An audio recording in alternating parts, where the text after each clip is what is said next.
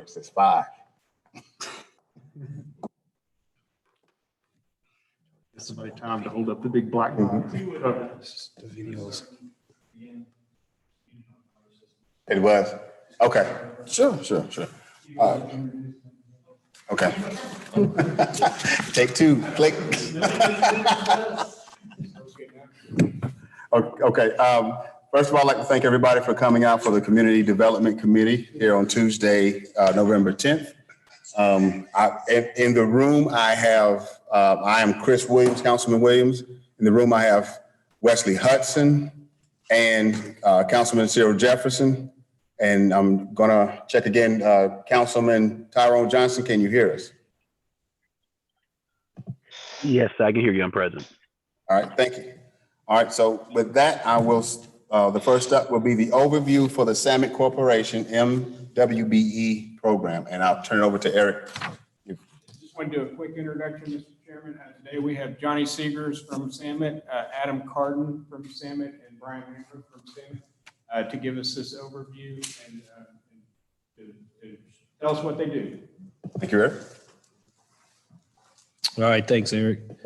Again, good afternoon, everybody. I'm Johnny Seegers. I'm with Samet Corporation. And one of the things that we're here today to talk about is how we have aggressively been able to achieve high numbers on MWBE participation. The screen you're looking at now kind of shows a backdrop of an outreach. So that's myself there and many subcontractors behind us. It's sort of like a meet and greet. This is where we find out what the subcontractors are capable of doing. So a sub would tell me there, hey, you know, I'm interested in low voltage work.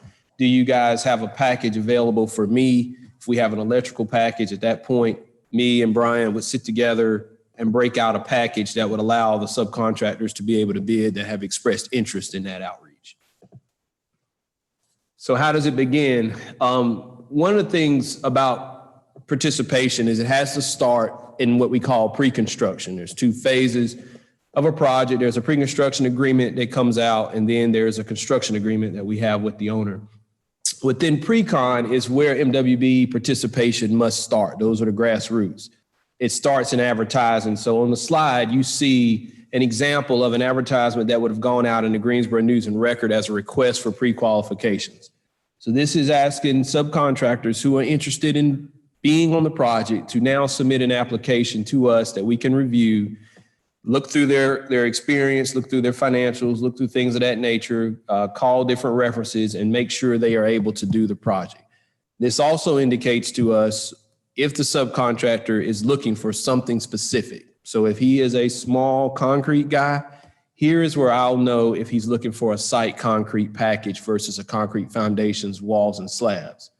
So what that means to you guys and subcontractors is now there's another available package there for maybe a small concrete guy who would not necessarily be able to compete on a larger scale. Here is where we find out if he would be interested in doing that.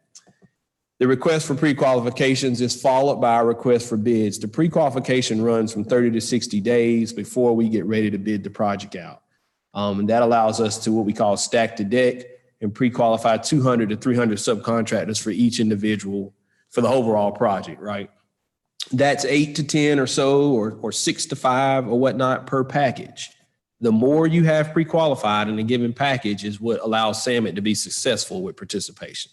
Meaning if you've got 6 people pre-qualified and 3 of the 6 are a minority-based firm, now you got a 50-50 chance when you open the bid that you'll have a minority firm low package. So the request for bids follows, and in that request for bids advertisement would indicate the date that when the bids would be received. It's important because the firm is now looking to where and when we take the bids to Samet. If this is a sealed bid, if it's going to be coming to a council chambers and it's read, or if it's coming into the Samet office and read, the request for bids would hold that information. This is imperative, and it's run in numerous newspapers. It would be particularly where the job may be. So you may run it in a High Point paper, you may run it in the Greensboro News and Record, and we turn around and also run it in a minority newspaper as well. Now, I talked a little bit about the secret to the sauce that Samet calls unbundling the work. Up here is kind of a pie graph of how many trade packages would normally be available working underneath Samet. This is a differentiator in Samet and many other firms.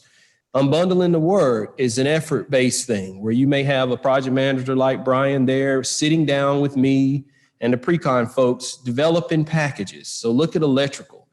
All right, you may have an electrical contractor that's capable of doing $2 million worth of electrical work. That's a small package of people. I mean, that's a big firm that's capable of bonding that work. But you may have a local High Point guy that all he focuses on is fire alarm or security or structured cabling, who would typically be eliminated if he can only bid just electrical. All right, say his capacity is 250,000 to 300,000 financially, but that electrical package is 2 million. So he immediately tells Brian and I or Adam and I, hey, I can't pre-qualify. That's one less minority firm you got bidding the work. Unless you break the packages out, giving him an opportunity to now bid. Electrical is an example of where it's broke out 4 ways. Look at flooring.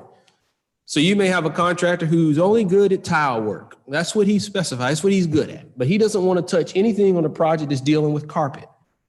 But if you wrap the package together, now he's having to bid the whole flooring package and he's uncomfortable with it. Uncomfort brings high numbers, typically not a low bidder, or he just doesn't bid at all. So you separate carpet from terrazzo, from tile to resilient flooring. Now you have a chance to get, say, 3 minorities per package. You've got 12. So you may have 4 packages. Now you got a chance at 12 minorities bidding the flooring versus just one guy who's capable of doing it all. Landscaping is another example. You know, take a look at that. You'll have a lot of guys who may only concentrate on putting trees and mulch down. It's a separate package versus from the irrigation. There are landscapers who just focus on irrigating. This pie graph represents how many packages we put out on the market to allow contractors to bid.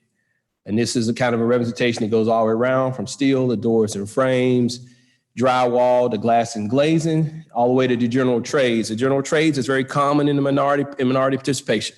You'll have a small firm who says, hey, I can handle all the wood carving, all the woodwork, all the carpentry work. I can build barricades. I can have someone on the job cleaning every day. But I do not do well in final cleaning. I don't want to do the final product. So the final cleaning is separated from the weekly cleaning. All right. So understanding the estimate and availability in the market is huge, and making the drawings available through what we call Build and Connect. Build and Connect is the disbursement of the drawings, a software where the estimator will put the drawings up and send it out to subcontractors that are connected to Build and Connect, and they receive the drawings and trade package information they need. All right, so pre-con involvement. I talked a little bit about, you know, how important pre-construction is. So in pre-construction, you're dealing with phone calls. You guys may know if say, for example, you have children who sell Girl Scout cookies or Boy Scout popcorn, and you want to reach the members of the church who may be helping you. Is it easier to put it out in an email blast? You may not touch them, or is it easier to call Deacon Johnson and say, hey, my son is selling popcorn? The personal contact allows the subcontractor to feel like, hey, you want me on this project. I want to be on this project. And it also allows him or her to ask you specific questions. So if Brian gets on the phone and he says, hey, I want you guys to bid this project, what are your hurdles? The subcontractor is more likely to tell him in a face-to-face basis or on the phone, man, I need help. You know, how much sod is really on the job? Or is this just grass around the perimeter? Brian's able to answer those questions on the phone. The more personal contact you have will also increase participation, which is how we've been able to do that on multiple jobs. We spend weeks on the phone making calls to subcontractors. All right, so when you're making the calls, you're able to reinforce the pre-bid dates and the bid date. All right, so say the bid date is on August 17th and it's right here, we're gonna accept bids.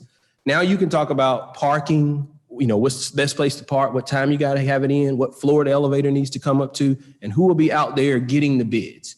All that's delivered on the phone. And it is a lot easier on the phone than it is in an email. When you're emailing, you're taking a chance that the firm is looking at it. That's possible in a big firm. So in Summit, you have people who maybe just look at the emails and say, okay, there's an email, it needs to go to Brian. But in a small firm, that's not the case. The guy who owns it is also putting down the concrete. He's also painting the walls. So what is his chances that he checks an email that day? But what are his chances that when that phone rings, he'll grab it? He will grab it because he doesn't know if Brian is calling him for another job, or his wife is calling him for something wrong at school, or who, but he will pick up the phone. And once he picks up the phone, You can deliver the information face to face. He begins getting a personal contact with you, and now he's likely to bid the job.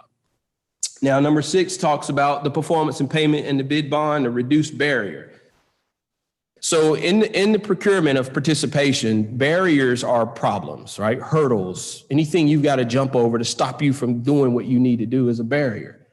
So Samet puts emphasis on trying to reduce those, all right? And that's why I asked our project manager to attend, because I want you guys to understand it's not just the PRECON folks, it's a part of the construction guys. Brian has to know how many packages I have said do not require the performance and payment bond. So we set this at a dollar amount. It's typically $500,000 and greater, or an item that's on the critical path may have a bond, a steel, in a baseball field, the turf, something that's on the critical path may have a barrier, a bond. But if you set it at $500,000 and greater, then you typically can bring in more participation, because the minority firms and smaller businesses are looking at something that's typically less than that. If you are putting a bond on every package, now it occurs cost, and now it's a barrier, and the firm may not participate because of that one piece.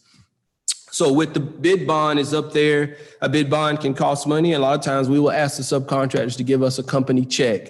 It's a little bit easier to get. You've got a company check. You can write us 5% of the bid amount. As long as the contractor honors the amount, the check is returned. Samet rarely ever cashes in bid bonds, because that is a very huge issue for a firm if his bid does not go well, right? Now, all of a sudden, you're going to cash a 5% check. So in our post-bid reviews, we give the opportunity for the subcontractor to say, I don't have this covered. Can I walk away? And he'll give us a written documentation. He walks away, and he will likely bid the next project, all right? So I said earlier, pre-qualifying at least 2 to 3 minority firms per package. So say you have 5 or 6 people participating. Remember, in a situation like the police station, the baseball stadium, the packages are rip and read. So we don't know what the bids are going to be. They're sealed. So if you've got 6 sealed bids and 3 of them are minority firms, and your odds are greater, you're going to open up a minority 50% chance versus 1 out of the 6. So the more you can pre-qualify, the greater your odds are of opening them up. And again, the more you pre-qualify goes back to the pie graph of how many packages are out there for firms to be able to bid, all right? So one of the things that we call an outreach mixer, and you'll hear multiple firms say, we're going to have an outreach mixer or some kind of hub mixer or project outreach. So an outreach for Samet, we target all subcontractors that are looking to bid the project, not just small firms. This is not just an information session for the small guy. This is an information session for all the subs who are bidding the project. Why is that? So that when the mechanical guy comes, and he's an HVAC contractor, he knows about the project, he understands it. He needs to know who can sell him supplies as a minority or small business. That supplier is often at our outreach. If you look around, I've got some tables and a few vendors standing around in there. The vendor is either a supply house, somebody like that we can introduce a large mechanical guy to, so he knows how to also get participation, all right? Then we'll have, remember I mentioned hurdles, things like the bond, insurance certificates sometimes are a hurdle. So again, Samet would have at that outreach a bonding and insurance agent, okay? So that the agent is available when a small guy comes to me and says, man, I can't get my insurance right. I can point him to an agent that's in this room at the outreach. It's more than just a handshaking thing, a quick meet and greet, or check the box, like many firms may use this as a check the box or a good faith effort. We use this as a meet and greet for subs to have relationships with another firm and an introductory type thing. I may say, who in the room is an electrical contractor? They raise their hand, and I say, all right, who in the room is a minority electrical contractor? They raise their hand, and I would say at breakout, you guys join together, talk about how you can work together, either if it's a High Point project or if it's a Guilford County, City of Greensboro project. That way it continues. It's not just the baseball stadium, okay? It's whatever projects continue further.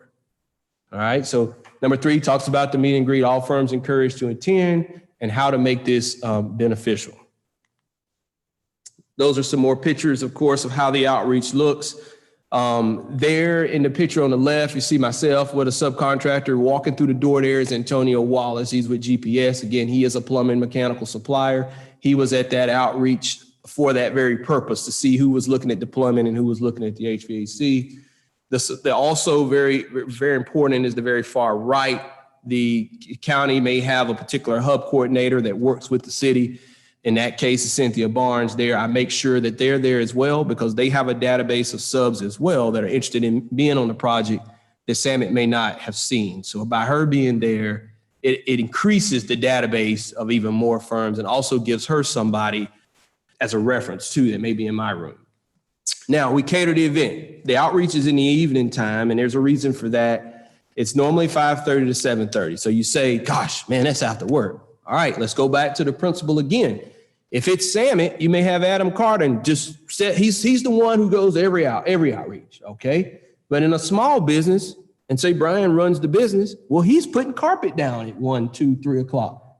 Only time he's free is 5:30 in the afternoon. So you have this event 5:30 to 7:30, allowing contractors that are working to participate. There's food catered at the event to all take that hurdle out of it. I need to eat when I'm there. We bring a caterer, and typically the caterer is from a minority business. So we will be looking for a caterer that fits the MWB profile. Now, pre-bids, I talked about the information that's given. This is where we learn where the bid date is. This is where we find out what MWB goals are. This is where we find out the project information. We make this not mandatory. A pre-bid, if you make it mandatory to bid, then what happens to the guy when the pre-bid's at 1 o'clock and the small minority firm is painting that day? Now he can't attend. Now he can't bid. So we always mark our pre-bids non-mandatory so that everybody can participate. We go through the importance of the goals and the requirements. And as you see there's Cynthia helping me with the goals. That's so that it doesn't just come from Samet, it would come also from the city of High Point, say. So a representative from High Point or a representative from city council would also be there to talk about the importance it is to the city as well as it is to Samet. All trade packages are talked about, and the second tier opportunities talked about. Second tier, again, meaning a way to solicit work down to another level. So if you're a painter and you buy supplies from a minority paint house, then that's your second tier option. All right, so again, this is a re-emphasis on the phone calls, explaining the scopes of work. I think you guys would understand what I mentioned when I say the scopes of work. It's what the contractor is responsible for doing when he's active on site. Any clarifications that he may need, it would happen right here. This is very simple. I mean, if you're doing a high school and say it's the landscaper and you've decided that you're going to seed the football field, but you're going to sod the interior of the baseball, softball field. That clarification would be out there, and this would give us an opportunity to re-emphasize the clarification and make all the bids equal on bid day. And that allows the minority firm to know specifically, these guys changed this. It would happen in these phone calls. We would be able to reiterate those type of changes and confirm the bid dates and answer any other outstanding questions. The more outstanding questions you have, the less bids you're going to have. You don't bid when you don't have answers to things, or you bid high. And now those numbers are given back to the county or the city, and it reflects a higher project. And now the project is up against maybe the city can't do it. Answering phone calls takes care of that. With that, I'll open it up for questions. Feel free to shoot us some questions. If you don't want to ask in here, definitely email me and Adam or Brian, and we'll get the questions to you. I will say that typically the state requirements are 10% NWB participation for a project. Adam does have a flyer with him of how that's displayed on the state construction website. It typically is a 20 to 25 to 30%, north of 40% on our projects. I'd like to put that out there. Is that the state goal being a minimum of 10, you can achieve that and greater by following what we call the Samet MWB program. All right. Thank you. Thanks. That's awesome. Any questions? Really, that's a lot of information. Thank you. I did not know it was that thorough, and I can appreciate the division on the pie chart when it talks about the breaking down of packages. I know working with contractors about every day with the market that their limitations are pretty much known all the time when you work with them that much. So this is awesome. Thank you. Thank you. Yeah. And I really appreciate the fact that you have members of council to a catered event. Absolutely. Just informed on that.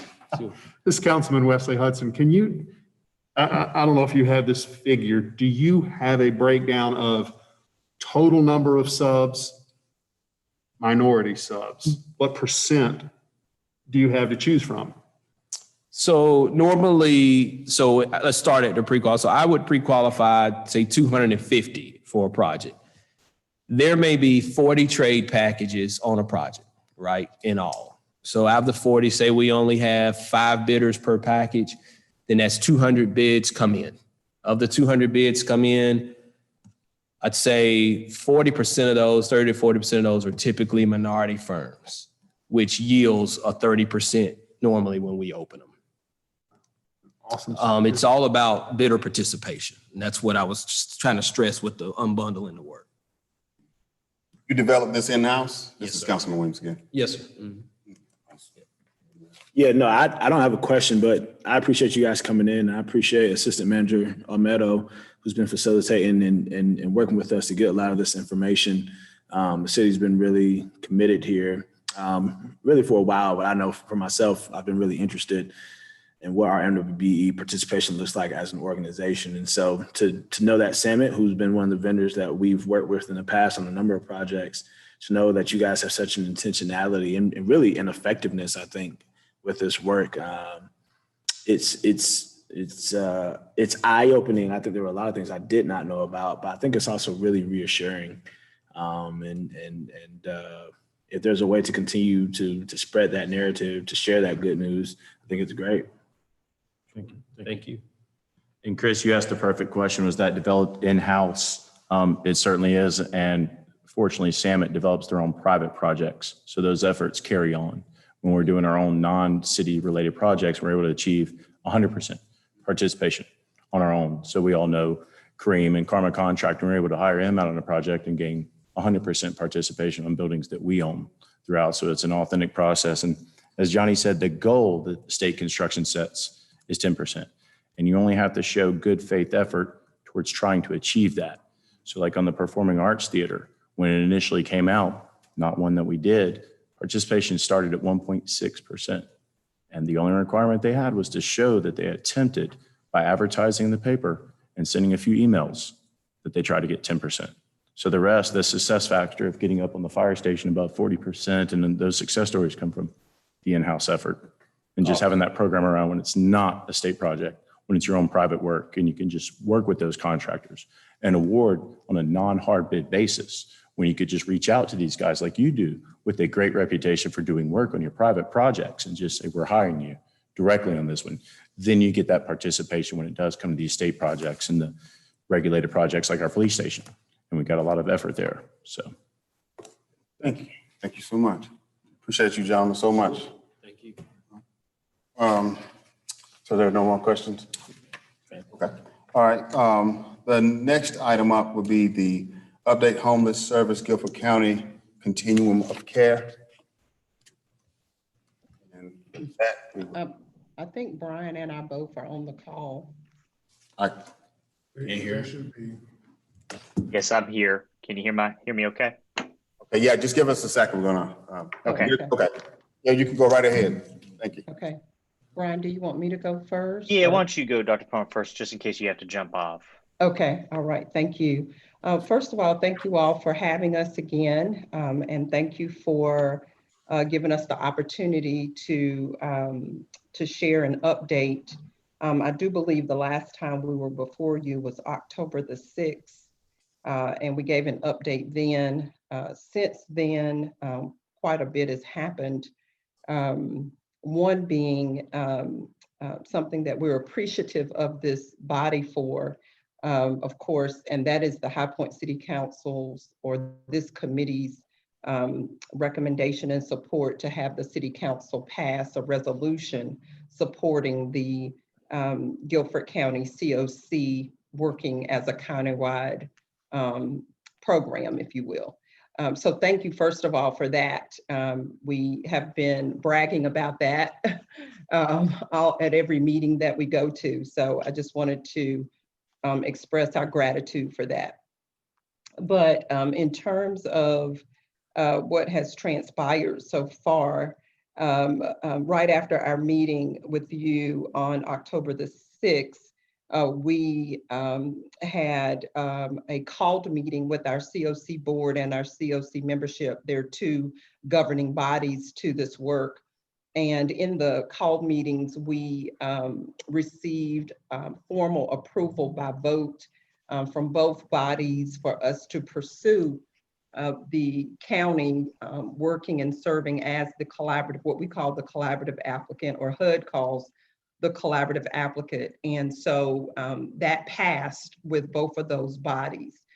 We also at that time shared the possibility of the resolution and support from the High Point City Council. And then of course, we've had meetings since then and we've shared that information. We also have had two what we call HUD technical assistance calls. One was and has been with our Stronger Together task force. And then the other was as recent as earlier today with the city of Greensboro. And so that was the HUD TA consultant, Brian and I, and Stan Wilson and Elizabeth Danley with the city of Greensboro, and they work in the neighborhood development department. And so we had a TA call there, and in that call, the primary focus was to discuss governance of the COC and how it's structured. And we talked about ways in which that structure might be modified so that it might be more of an option or a structure that would be in alignment with what the city of Greensboro's goals and intentions are as it relates to COC work. We've also had a formal, on the 5th of November, we had a work session with Guilford County Commissioners. Of course, our representative here from here in High Point, Carvina Foster, Commissioner Foster, was a part of that session. And in that session, the work group that has been meeting for quite a while now made a recommendation to the Guilford County Board of Commissioners to be the collaborative applicant, and that passed unanimously. So, so we now are coming before you having approval from all the key stakeholders to move forward with a formal application to HUD at the beginning of the year with the with Guilford County serving as the collaborative applicant, meaning the registered organization for a COC in a community. And we are also so we're planning to do that, and we have received lots of positive feedback from our COC, positive feedback from the county commissioners. And again, we have not though yet, well, we did make it formal at our meeting last week, but so that's where we are in terms of an update. Brian, I'll let you give from your perspective as the current collaborative applicant being Partners Ending Homelessness. Yeah. Again, like Dr. Palmer shared, we're really appreciative of the support of this council. It was great to go into that Board of Commissioners meeting with Commissioner Foster's letter in hand from this council of support. Specifically from the collaborative applicant perspective, I'm in the process of working with the county manager really on two things. One, helping him. We're going to work on formalizing an MOU, a memorandum of understanding between Guilford County and the Guilford COC to make sure we are clear on those details, and then also a contract of administrative services that PEH will perform this administrative function on behalf of the county going forward into 2021. So we continue to meet regularly with county leadership. The county commissioner work group is still very engaged. Obviously, this is a pretty significant move that involves a lot of stakeholders.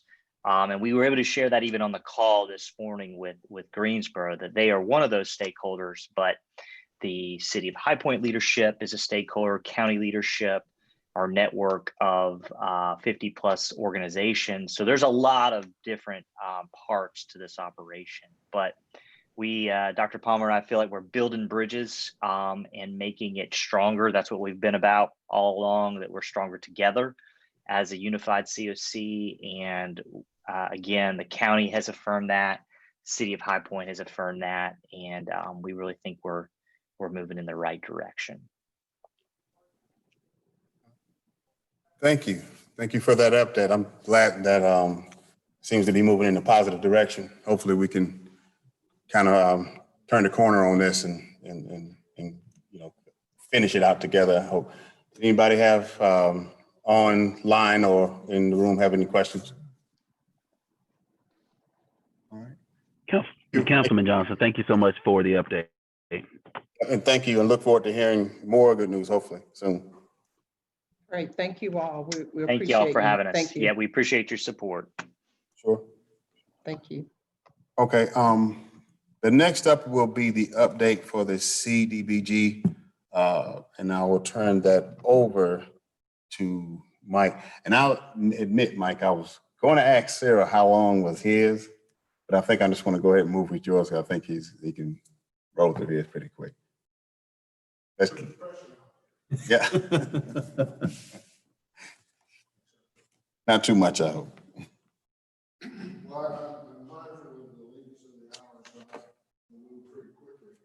I have, as I tend to like to do, I've actually given you more information than I'm asking you to talk about. So you have just sort of a recap, as we talked before, we did have total contracts issued in 354, 363 with a balance of 198, 343. Today we have reimbursed requests for almost $74,000. Reimbursement. So we have about 240 balance on $240,000 contracts. One of the things. Excuse me, Mayor Pro Tem Williams, this is Councilman Holmes. Can you ask Mr. McNair to get closer to the mic? We can barely hear him. Okay. The mic's not on? There, Ryan's behind me. Just give us a second. There you go. There you go. Sorry about that. Do I need to go back or? Okay. As I was saying earlier, we have issued $354,363 in total contracts with a balance of about $198,343 that has not been allocated. We've reimbursed approximately $74,000 to date, about $40,000 pending reimbursement, and then there's roughly $240,000 remaining to be expended on existing contracts.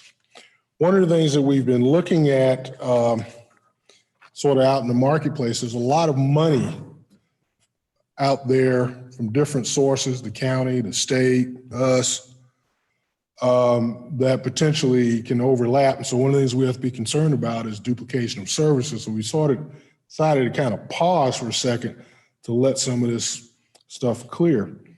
And we had initially talked about doing a second RFP. We've determined that the fastest thing to do, if we need to do it, is just to amend the contract to the existing agencies. And of course, we would bring that to council because it would probably take them over $100,000.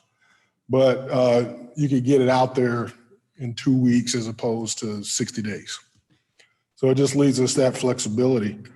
And I'm going to talk more about the HOPE program. You've probably seen it advertised. It's from the North Carolina, I forgot the name of the agency, but when I get to that slide, it'll be on there.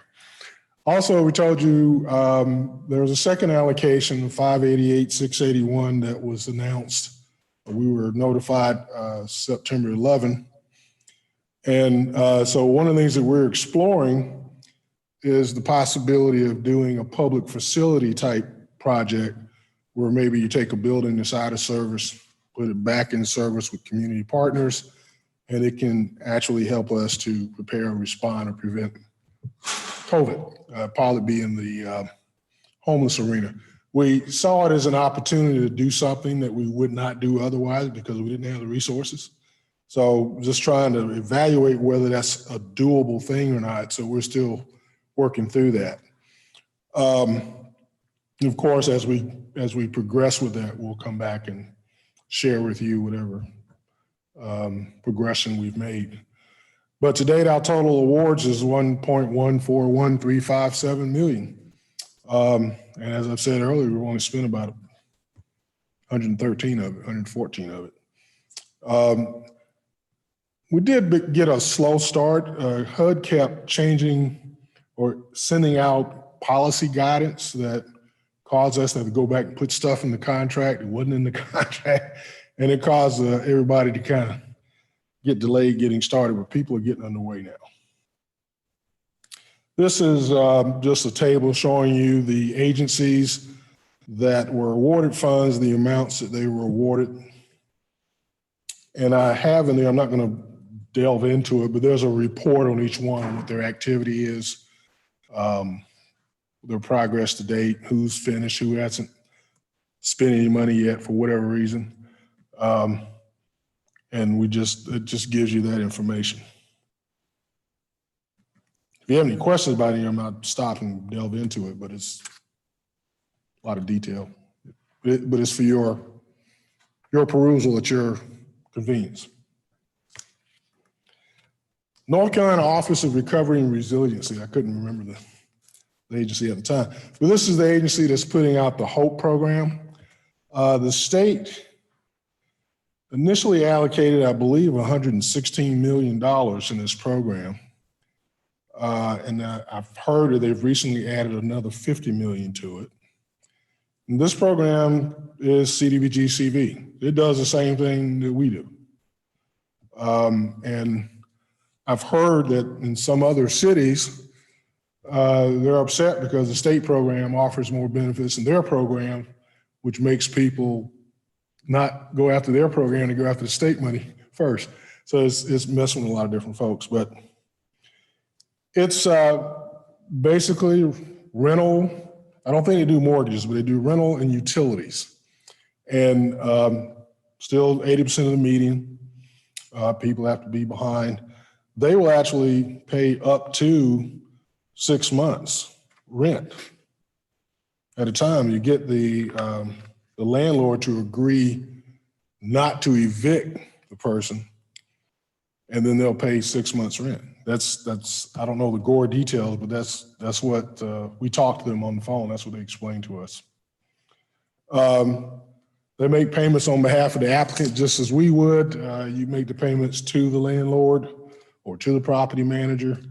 The city actually has started receiving contacts from this program for people that are seeking assistance. I had a discussion with Bob Martin the other day about it. So it's starting to come in.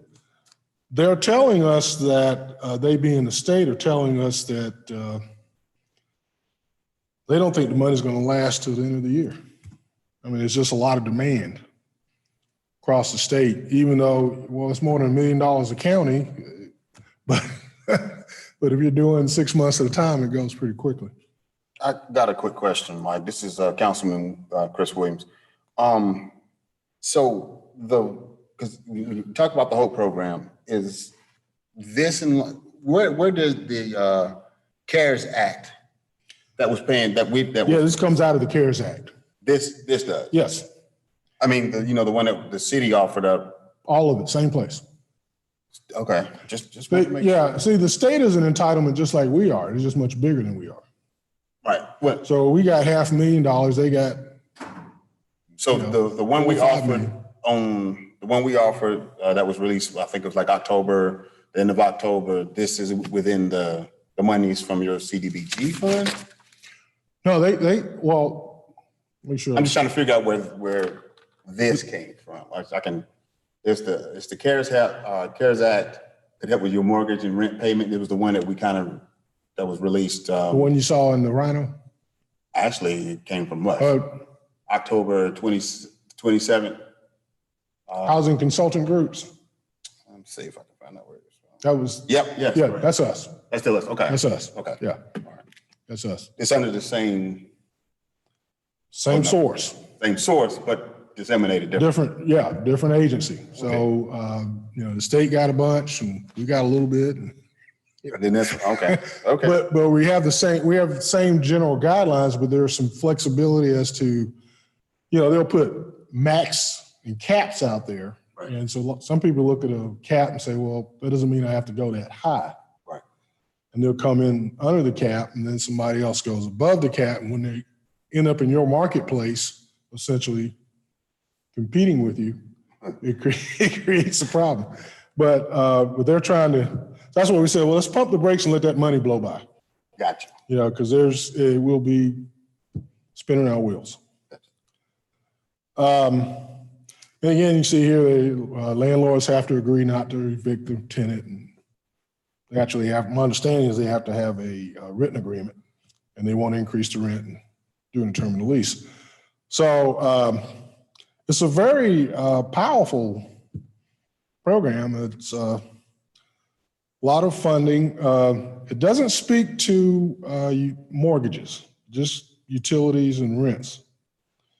So everybody, again, does it a little bit differently. Ours, we have some that do mortgages and utilities. We have some that do utilities and rent. So we just have different agencies that's their expertise, because it's one thing, dealing with mortgages takes a different level of capacity than talking to the landlord. You got to talk to the bank. That's a different animal. So we have a couple that can do that. Well, in the spirit, I'm sorry, can I interrupt? It's Chris Williams again. In the spirit of that, then, would it be possible, because we're talking about like letting it blow by, would it be possible that the housing consultant or whoever's handling that program can give us an update on like where they are? Like, yes, how much is left, how much they disseminated, or whatever? Yes, and I can tell you that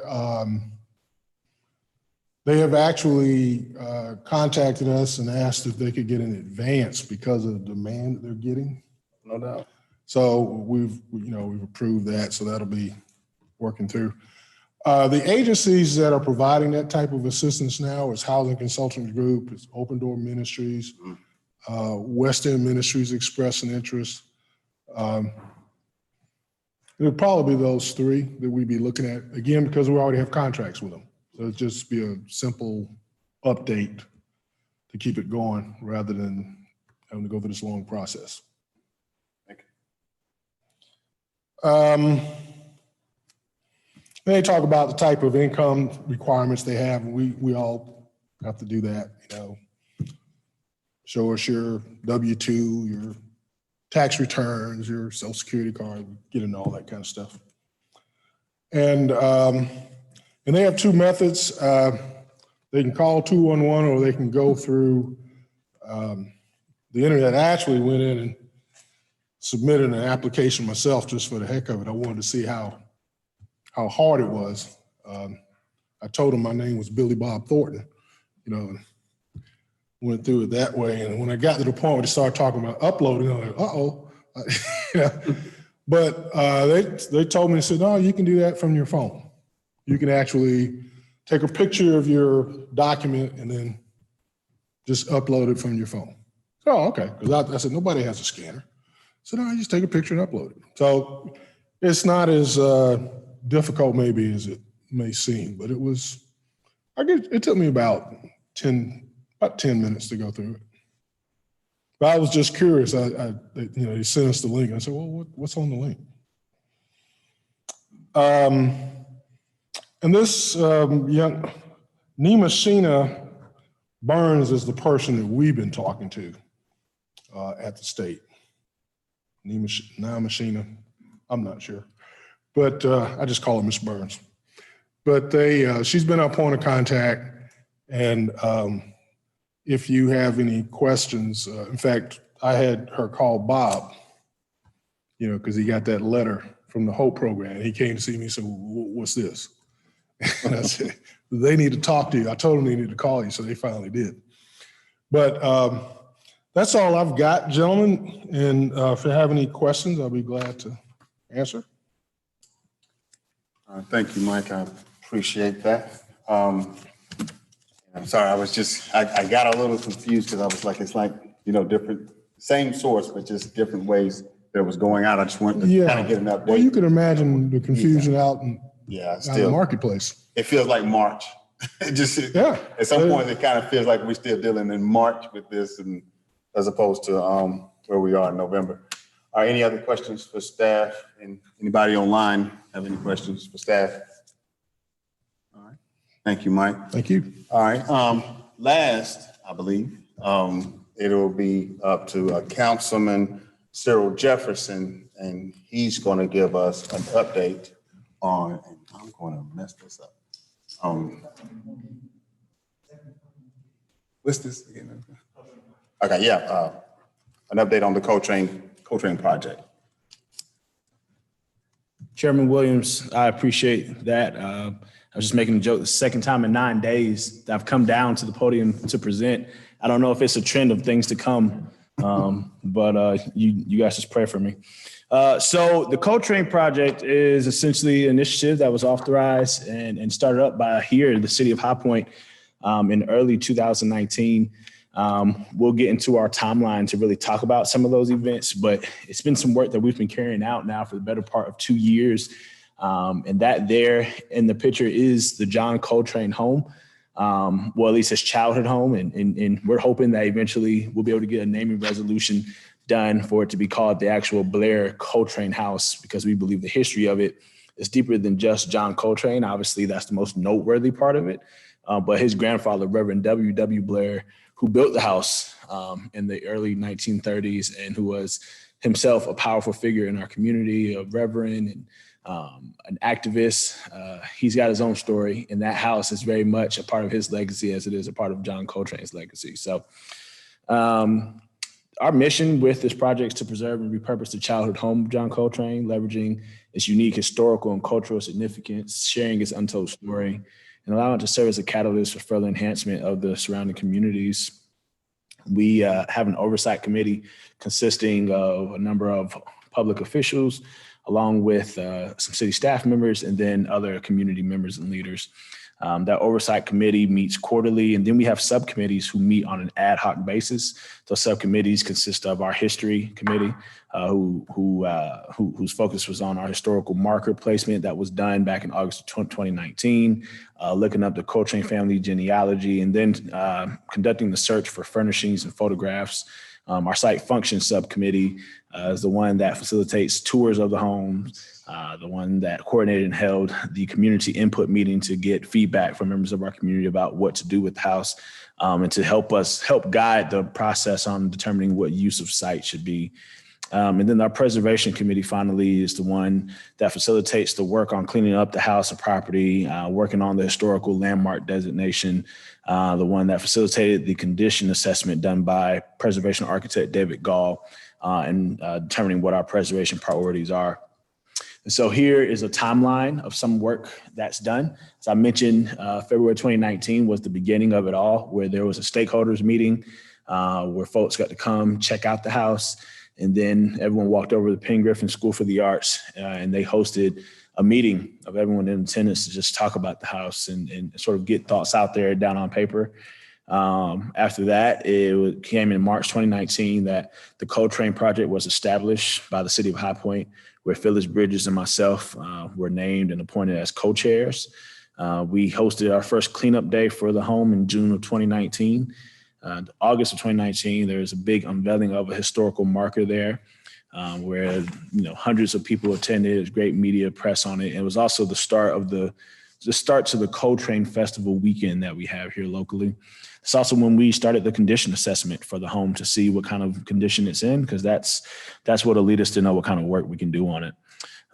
We had our community input meeting, as mentioned, at Penn Griffin in January 2020. This was to come back and say, hey, here's what we're looking at. Here's what the condition of the house looks like. Here's some things that may be viable. And we got folks to weigh in, to vote, to give us their comments. In April of 2020, we hired a consultant to do the application for our landmark designation. In July 2020, we had an international DJ and DJ Perry come to visit the home, along with several others who visited the home.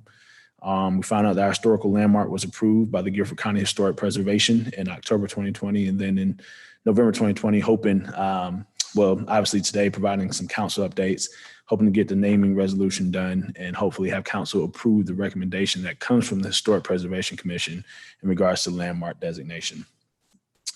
And so here's a picture from cleanup day. As you can see, some public officials, local faith leaders, city staff members out there. Mike, you were there, but I somehow you got to hide from the picture. You must have known the camera was coming out or something, man. But Mike McNair was there along with several other city staff members. And then just volunteers who heard about the effort and wanted to be involved. I mentioned the historical marker unveiling that took place in August of 2019. And that was a very well-attended event. It was really hot and good sweating weather. Nevertheless, we all enjoyed ourselves out there. The mayor gave comments and remarks. That's Michelle Coltrane, who is John Coltrane's stepdaughter. We held a community input meeting. That's one of the administrators there at Penn Griffin School for the Arts. They welcomed us in so that we could bring in folks and say, all right, here's what's going on with the house. What do you think about it?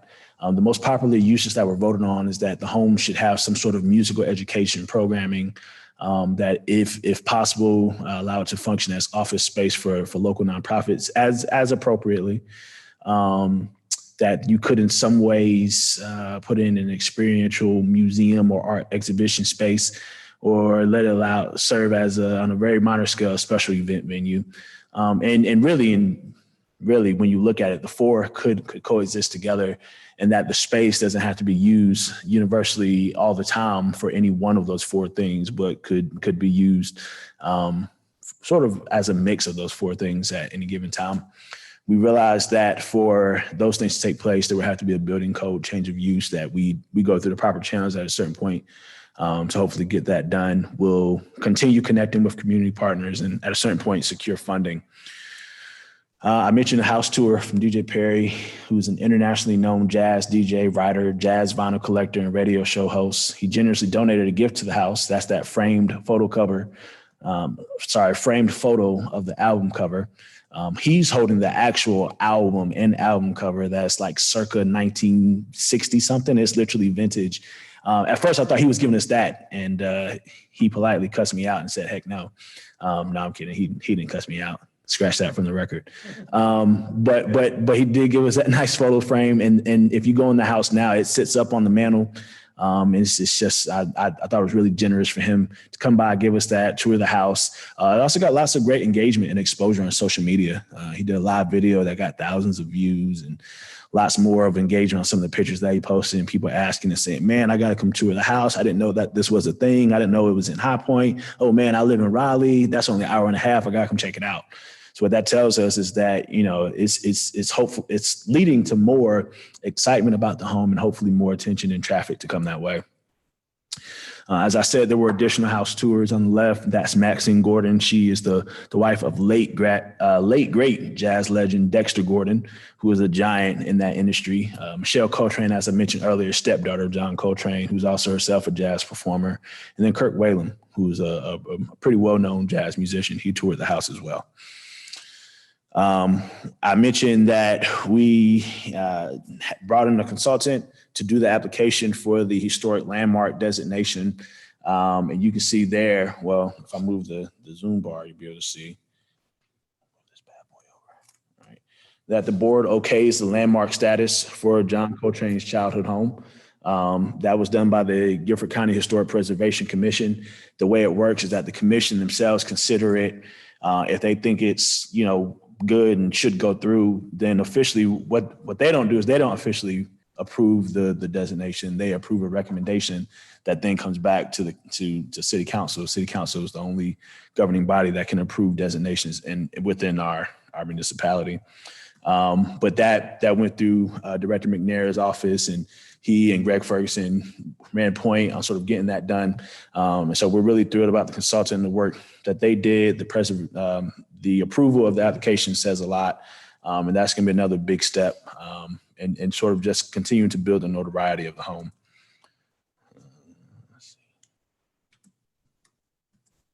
Okay. I think I touched it and then made it do stuff. Okay, there we go. There we go. And so what's important to us is that we can keep our High Point community updated about what's going on. I mentioned city staff involvement. Director Jerron Hollis has been a part of our executive committee and a lot of the work that's has gone on with this. And so we looked at our strategy for how we'll continue to keep our community updated. We'll do that through a digital medium. Our museum website, the CVB has agreed to put updates on the website as needed. We'll do social media. We'll continue doing that. We'll continue to send out email updates and blasts. Folks, if need be, can call our city to ask about it at 336-883-3111.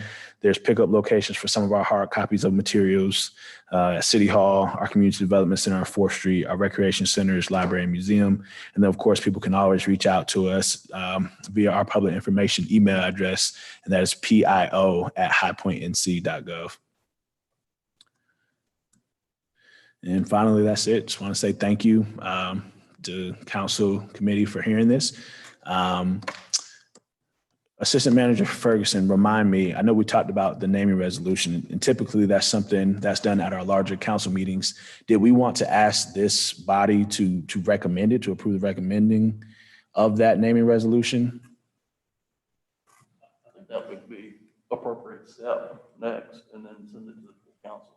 Okay, awesome. So at this point, I'll actually finish my presentation and I'll go back up to the dais. And Assistant Manager Ferguson, if you don't mind, I guess, or should I just make the motion from up there? You can just make the motion. There we go. Sorry, guys, I'm so new to this. Okay.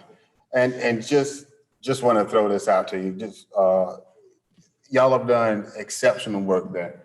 And especially that it seems like it was 1,000 years from now, but that whole weekend going into the Coal Train Festival and all that, that was a great weekend. So y'all continue to do great work there. So, but I'll turn it over to you. Absolutely. And thank you for your comments. I think COVID withstanding, we've been able to keep the momentum up. And I think that's a testament to our staff who do incredible work.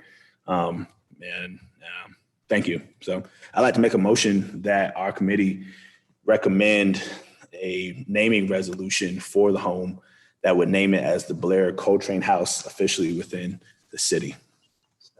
All right, so we have a motion by Councilman Cyril Jefferson and second by Wesley Hudson, Councilman Wesley Hudson. Are there any discussion on that matter? All right, and then I will go ahead and we'll take a, hang on one second, because I know we don't have this, but that's okay. Could I just mark this and use? That's what I do. All right, so having heard that, I will take the roll for this. I will start with Councilman Cyril Jefferson. Aye. Councilman Hudson. Aye. Councilman Tyrone Johnson. Aye. And Councilman Williams vote aye. That motion passes. And thank you. We look forward to seeing what is next. All right, that was the last thing we had on the agenda. So I will entertain the motion to adjourn. So moved. All right. All right. So it was the motion was by Councilman Cyril Jefferson and seconded by Wesley Hudson. Is there anyone that's against adjournment? All right. Being none, we are adjourned. Thank you. Thank you all.